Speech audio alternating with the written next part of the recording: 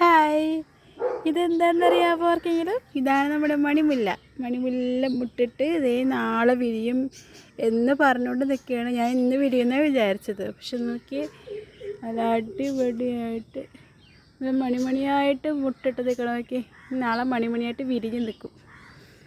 എല്ലാ ദിവസവും വന്ന് നോക്കി എനിക്ക് മതിയായി. അത് വേറെ കാര്യം കേട്ടോ. ഇത് കഴിയുമ്പോഴേക്കും അടുത്ത ആൾക്കാർ ഇവിടെ ഉണ്ട്, സെറ്റായിട്ട് നിൽക്കുകയാണ്. നിറയെ മുട്ടുകൾ. ഇപ്പം മണിമുല്ല ഇല്ലാത്തവരൊക്കെ മണിമുല്ല വാങ്ങിച്ച് നടാനായിട്ട് നോക്കണേ. അടിപൊളി മുട്ടാണ്, അടിപൊളി പൂവാണ്, നല്ല സ്മെല്ലാണ് എന്നൊക്കെ പറയുന്നു. നാളെ വിരിയും പറയാം. എൻ്റെ വീട്ടിൽ ആദ്യമായിട്ടാണ് മുട്ട് വിരിയാൻ പോണേ. ഇത്രയും മുട്ടുകൾ ഉണ്ടാവുമെന്ന് ഞാൻ ഒട്ടും വിചാരിച്ചില്ല കേട്ടോ.